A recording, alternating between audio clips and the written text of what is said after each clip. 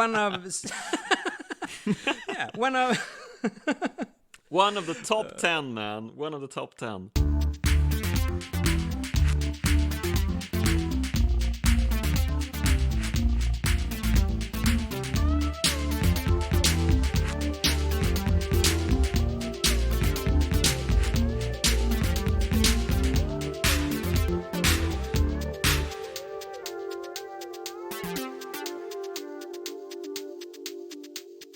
Hello and welcome to Pod Hard with me, Jonas Högberg.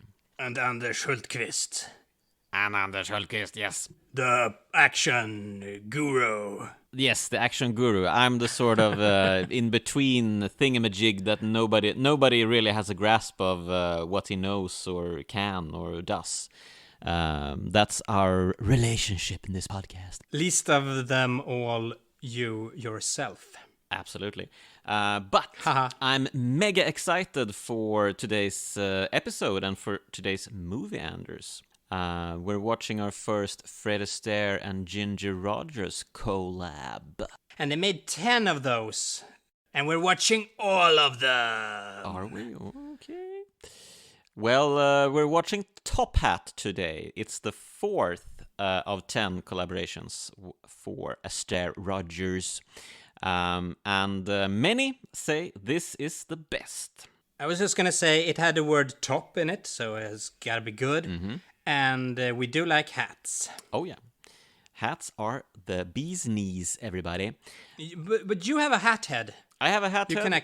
You can actually wear them. I look ridiculous. So and you know, Fred Astaire, Good for you. he needed to wear them because he was bald early on and needed to use a toupee and hats to conceal his receding hairline. His top hat. Oh yeah, that's the top hat.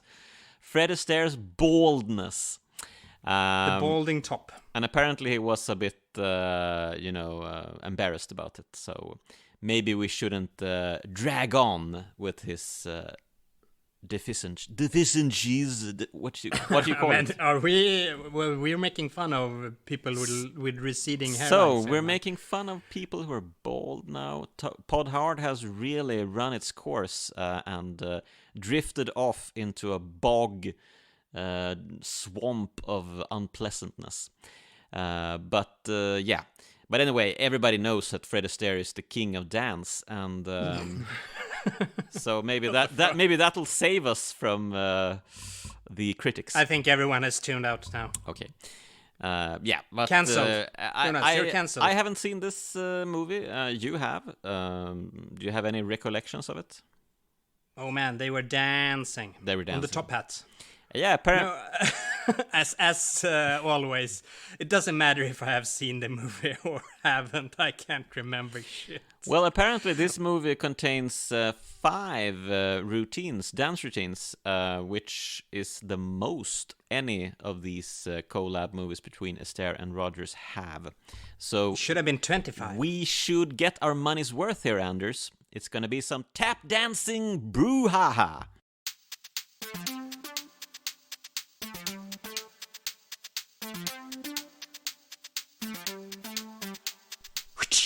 And like that, we've seen Top Hat. And I gotta say, Anders, it was tops. Yeah, it's getting close to top remarks, this Top Hat. Absolutely. We get everything in this movie. We get the Marty Feldman-like butler. We get a classic comical storyline of mixed, mismatched identities. And we get Fred Astaire machine gunning down his entire ensemble of butler-like dudes. Yeah, I mean, at first I was gonna say we're probably stretching the definition of action here a bit wafer thin, but there is a couple of things going on. We concentrate totally on bodies and movement in cinematic space, I suppose. Yes, totally. I mean, yeah, the legs, man, they're out of control. Fred Astaire's legs, and Ginger Rogers' legs, for that in high matter. heels. in high heels. Apparently she got her feet all bloody in every scene, so she had to change shoes constantly. So she had a rough time. And Fred Astaire was this, he was a control freak and a perfectionist, and he wanted to do take after take after take, so yeah. But the end result is pretty much mesmerizing. When these cats get going on the dance floor, oh man. I mean, it's so smooth. It's in how they make it look so easy. Yeah, oh man. And I mean, the beat, man. Which means there is no real conflict, I suppose, in the choreography. It's so smooth. Or I guess except between shoes and floor. There's some...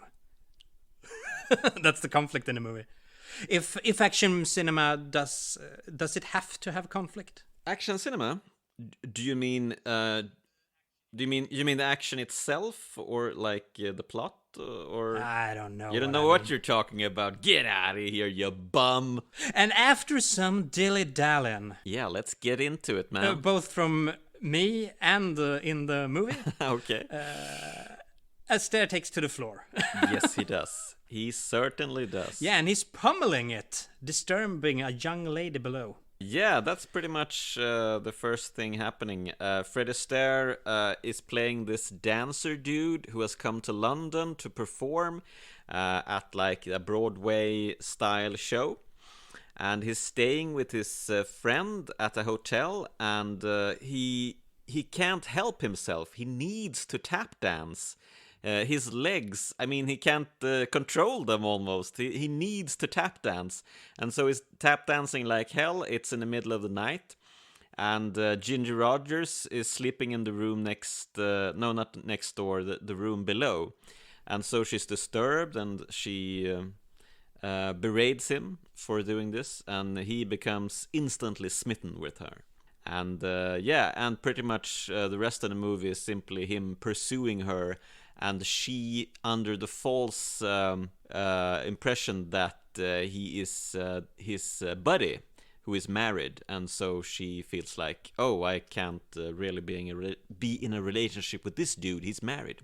But he's not. So yeah.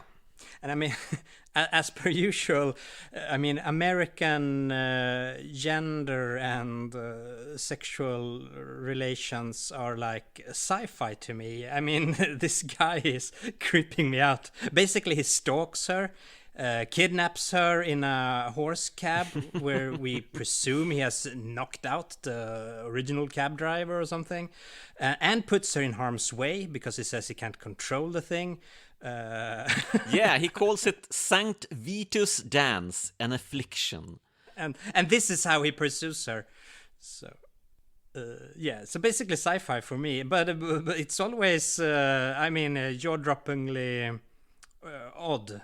But I really like that he doesn't really seem to be able to, whenever there's some sort of a beat, like when he's being the driver for this horse carriage, and the horse's hooves is drumming up a beat, he must join in. He starts tap dancing as he's driving the horse, and instantly Ginger Rogers gets it. Oh, it's the dude from above who was disturbing my sleep. We forgot to mention that when she goes back to her room, he is putting sand on the floor and taps silently, like a whispering train-like sound to tap her to sleep. But he tap dances himself to sleep.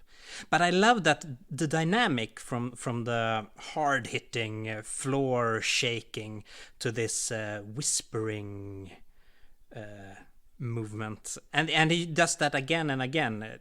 Use those dynamics, and all the set pieces start out with some singing, establishing the theme, I guess, and then it goes into the dancing, like more like a solo structure. So, I think it works nicely. Very nicely. Yeah, it's fantastic. although, I mean, the movie gets unfortunately a bit more boring towards the end.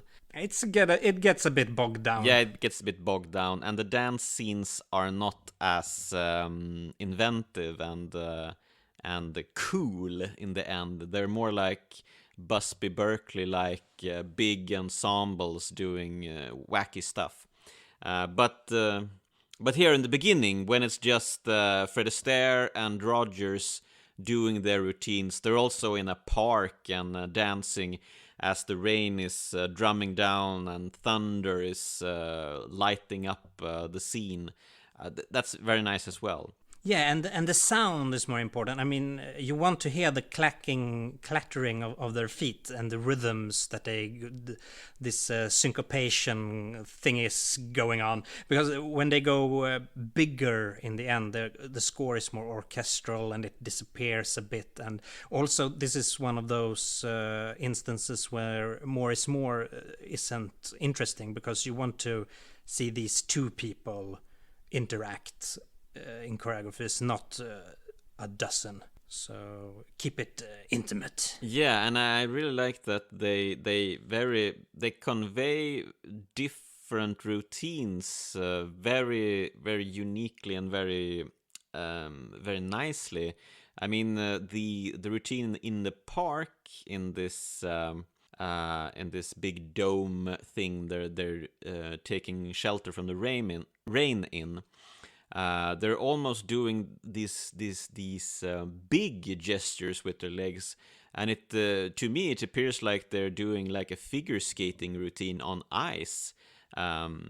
It's fantastic. All these small nuances to the tap dancing. Yeah, there's great variation, because I sometimes think that tap dancing is very limited. But the numbers here never feel repetitive. So Totally agree. But for the action connoisseur, I mean, of course, there's interest in the perfectionism here, that they rehearse and do the numbers again and again to shave off that imprecise thingamajig. Action movies often don't have that much time to I guess rehearse and record choreographies. So this is reminds me a bit of Jackie Chan. I mean, how he can elaborate set pieces and make them feel that easy, like it's just flowing naturally. That it doesn't feel choreographed oftentimes, or I mean, it's obviously choreographed. But I think you know what I mean. Absolutely. There's an ease to it. And I mean, when you're bringing up Jackie Chan, I mean, Fred Astaire, he had sort of the same approach to his routines as Jackie Chan has, in that he wants to show everything. He doesn't really like close-ups of faces or feet when doing his dance routines. He wants to show everything in full frame, like the whole body, and constantly, and not cutting away too often. He wants to do long takes of his dance routines, so you get into the flow of everything. Sort of like when Jackie Chan does his fantastic choreography action moves. And I think of Lau Kar-leung as well, who choreographed hundreds of Shaw Brothers movies. Also, this non-intrusive camera, but there is still it's pretty classic camera work that captures and frames the movement as well, but it's never intrusive. No. The camera follows suit. It's constantly on the move, as they are constantly on the move, but you don't feel it. It just flows naturally, everything. Yeah, it's a good flow. Certainly. And I mean, yes, Fred Astaire, he's not credited with the choreography, but he did all the choreography, at least for Top Hat. And Ginger Rogers was often responsible for finding the finishing touch to the routines, the sort of the bow on the top of everything. And she was actually called the button finder. which is a showbiz term for sealing the deal, the tying the ribbon thing. So she had a lot of input as well. Yeah, and would you know, Anders, this is Mel Brooks' favorite movie. And we were joking about the butler character here, played by Eric Blore, who plays Bates. It reminded me a bit of Marty Feldman with his bug eyes. He has fantastic eyes. I mean, the butler is one of the stars of the show for me. It's a precursor to the Feldman all-out bug eye. Yeah, and fantastic. It's a fine tradition. We have talked about bug-eyed people for a long time now. Yeah, all hail the bug-eyed. Yeah, the butler but is all great. Characters here are pretty wonderful. I mean, I love watching these posh, well-spoken people flopping about and behaving in quite odd manners at times. Yeah, and I mean this the Fred Astaire's buddy Howard, I think is called in the movie, which he's bunking with in the hotel. Horace. Room. Horace. Okay, Horace is the name. He's great at everything he does. Every line he has, he always managed to be surprised at the end of it. Yeah, taken aback. He's taken aback in every single line of dialogue he has, and I mean that's just amazing how he constantly managed to surprise us with his surprisement. I mean, it's fantastic because back in our Swedish days, we used to pick up on taken aback scenes, and this is a true master of the taken aback craft. This guy shoots it out of the park, man. It's fantastic. Every single time he managed to, top himself. Yeah, and his wife is a great character as well, Madge. She's so very she doesn't care at all about his missteps with women. Her husband Horace. No, played by Helen Broderick. Yeah, she's great as this dry, bit deadpan delivery. Yeah, she has some great conversations with Ginger Rogers when Ginger Rogers thinks that Fred Astaire is Horace. And it's all a bit confusing. And the butler guy is swimming to eavesdrop on their conversation. And everything feels just zany, to say the least. But yeah, everybody is selling it. They're really great. All of the character actors, the bit parts, they're great. I guess we arrive at the third big set piece that might be of most interest for the action connoisseur, because here we get the use of props in a spectacular fashion. He incorporates a cane into the choreography. Fred Astaire. Fred Astaire. He's doing his dance routine in his showbiz number that's being shown. Spins and taps with the cane as well, punctuating his feet with bonking, slapping the cane in the floor as well, using it as a instrument and a prop, and he's going around. So many great moves here, and as you said, he's spinning around the cane. He's using the cane to spin around his own legs, and the cane is everywhere. And as a finishing touch, he uses the cane as a rifle and pops off his background dancers. And he uses it as a machine gun as well. Ratatatatat. Yeah, and doing the sound with his feet. Yeah, that's just fantastic. It's That's a great number. idea. Oh, man. Yeah, absolutely. We were like social distancing, high-fiving each other. the action had arrived in a very stylized manner, mind you. Yeah, fantastic number. And another thing that has arrived, Anders, is the whiplash sound when someone is being hit in the face. Yeah, we complained about it in Scarface. Yeah, those thuds, when people were hitting each other in the face, they were awful. But now, finally, the has arrived, the smack sound. Yeah, Ginger bitch slaps Fred at 2 occasions, and the slap is...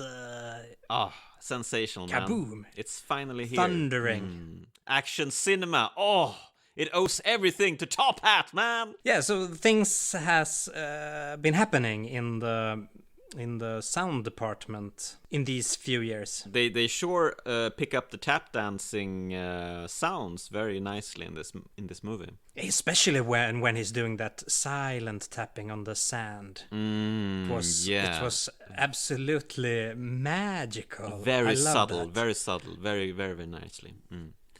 And in this, the third big set piece as well, he does this where the lights go out and it's darker, and he's doing this more mellow piece as well. These are the best parts, I think. So interesting.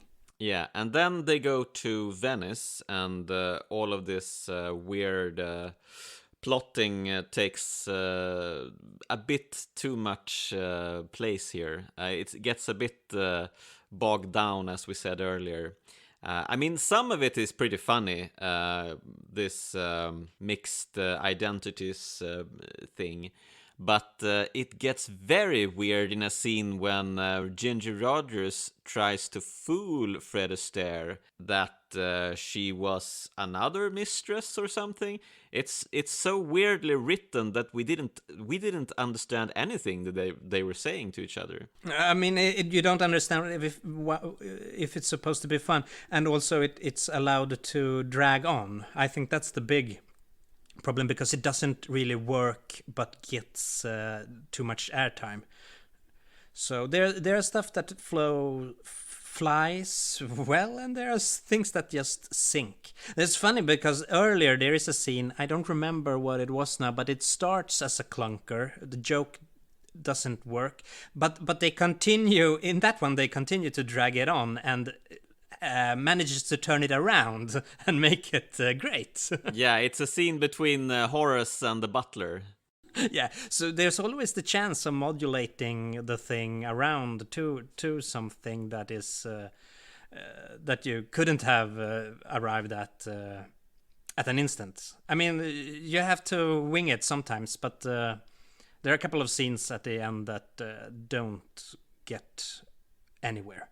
They should be on the editing floor room. Yeah, but the scene you're talking about with the Horace and the butler, I think they're talking about rubbing Ginger Rogers with butter. Yeah. And exactly. it sounds ghastly in the beginning of the scene, but then they manage to turn it around, and it gets pretty funny actually. Some of the dialogue script is, for the most part, it's great, but it managed to bog down in some occasions. In that first scene where he's tapping on her roof, on her floor, no, his floor, her roof. Yeah. Man, I liked when he pretend tips over a vase as well and use it in the dance. So there are small hints of this incorporation of props and objects. So really nice. We can trace that back to both Fairbanks and trace it ahead as we did earlier. Yeah, and the comedy isn't always big and brazen and crazy like. That there's a fantastic, I mean, the opening scene of the movie, which takes place in this silent, for very posh people reading newspapers in a hall room or something like that. Yeah, I had almost forgotten about it. I mean, Fred Astaire is sitting in there reading newspaper, and I love these old newspapers, man, where they seem like a tent when they're being unraveled and everything. It sort of engulfs the person reading them. Fantastic. Like that old Buster Keaton skit where it does that. Absolutely. And I love the old geezer sitting around reading. Yeah, they're great. and there comes in a butler with two glasses of wine, and as the butler is positioning down the glasses on a table, he accidentally clinks them together just so subtly. And the small clink sound makes the two geezers sitting at the table, they're taken aback. They're all gassed. What's happening? One of the best taken abacks I've ever seen. One of one of the top 10, man. One of the top 10. So yeah, there's a lot of these small nuances in the comedy as well. Yeah, and it flows pretty good for at least the first half of the movie. You're constantly on the move, and things are happening. And I mean, yeah, it's a bit weird when Fred Astaire is sort of mansplaining nature phenomenon as a way of assaulting women or something, when he's wooing Ginger Rogers in the park, and there's a thunderstorm, and he explains that, there's small fluffy clouds, and they're sort of nudging other clouds, and those clouds don't want anything to do with the other clouds, but then the clouds go after. Ooh. And and the small clouds start to cry, and it's really, that's it's creepy, really, man. Creepy. It's creepy as hell. But that's the odd thing is I talked about earlier. I mean, these romances aren't going the right way as of now. I kind of miss Harold Lloyd, although we nagged about those were a bit odd, but it's getting odder. Absolutely. So and I mean, there's a lot of great lines as well. When Horace is opening his door in the hotel, and the management is there because Ginger Rogers was seen hitting Fred Astaire in the lobby. Because that's when the mix-up is first revealed to her. That she doesn't understand as a mix-up, but we the audience know that she thinks Fred Astaire is Horace. So when Horace opens the door and sees the management, he closes the door and turns to Fred Astaire and says, "Oh, some more of these plural personalities." But I love those geezers. There's so many great geezers, because when he opens the door, they say, "We're the management." Oh, some more of these plural personalities. But as I were saying, The Last Dance, it starts out on the bit Morris More, on the wrong side of Morris More. But when Fred and Ginger do enter the frame feet first in one of these close-ups of feet, we're kind of back in Trust Orders. You and me sure love a camera focusing on feet doing things. And here we have another great example. Are we going Tarantino again here? Yep. Yeah, well, I totally agree. I mean, I can watch these cats dance for hours, man. Odd thing, I'm not that into feet, actually, but there is something very cinematic about following feet in close-up, so maybe something for someone to do something on that something. I have to say, the set for the Venice act is pretty spectacular.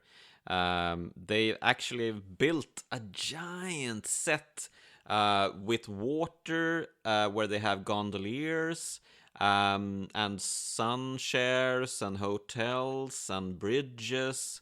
And it's insane. It's pretty much the best thing I've seen from old Hollywood. You said, we're not in Venice, but... But this is great. This is better than Venice, all right. But and as well, this heightened stylization, it works so well in musicals. But I would love to see it in other types of cinemas as well. This not quite reality. I think you could do very funny things with that. The ending is it's weird as hell. How did it end? How did it end? The ending. How did it end? How did it end? The ending of the movie. Ginger Rogers is finally so spooked by Fred Astaire. I mean, she has totally fallen in love with him, but since she thinks he's married, she she freaks out and marries an Italian guy. Yeah, her costume designer. Oh, she's a model or something. Yeah. Bedini. And I mean, this guy is so sleazy and weird, and we were like questioning Ginger Rogers here. I mean, do Fred Astaire really want this girl if she just turns around and marries this total creep? Oh, you're gonna Bedini shame her. Yeah, I don't want to do that. No, that's true. But it's a weird choice, man. Bedini is such a tease. He proposes to kill Fred Astaire with his sword. It's his family tradition to kill men with swords. So my mouth started watering.